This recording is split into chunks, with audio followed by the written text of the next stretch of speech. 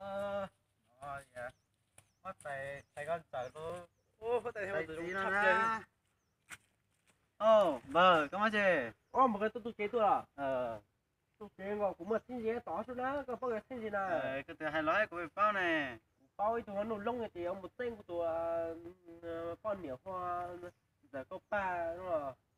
Wow, cho nó lông từ vô cũng ta lấy. Thì một cái này nó lông phải nhờ. Vô có tụi có. Ui giờ nó trông nó Có bao. tụi nó tòng có. Tụi thảo tụi con về biểu. Chỉ một cái cái Chê mùa go. tôi tên của tụi nó coi suy tư để nói thì gì chưa? Anh cao. Chứ hai chuyện đâu đâu. Để cuộc sống cùng trong nó bảo thở nữa. Ngồi đi. Phô. Mà bữa.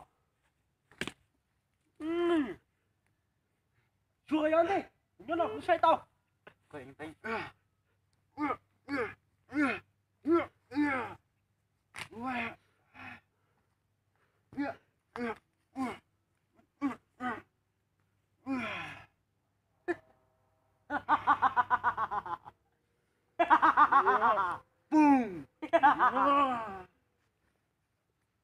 Chỉ một cái thì tôi chỉ mình ai có xe cho để bắt từ Anh sư. được có thử có cho tao xem. Sao cho nó?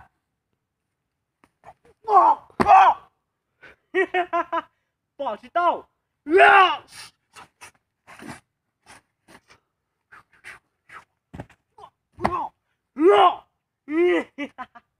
Cũng tin nó bao tao.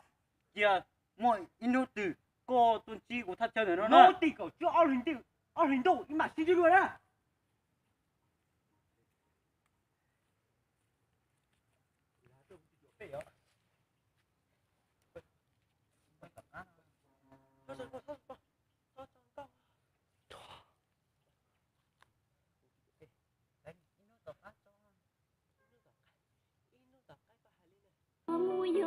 Nói nếu tỏ ca đó từ phi đó xin chi đó.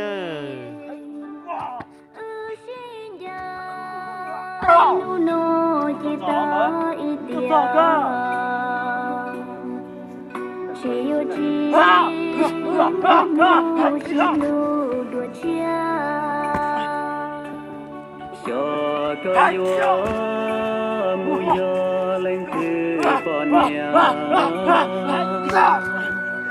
cho cơ tu nghe che yo lên từ thiên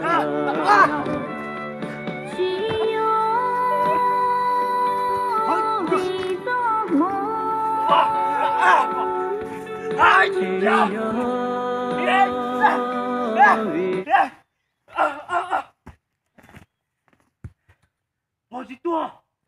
Đi mua sao tiêu không cao vậy? Gì tua? Đi mua tao không tiêu không cao á?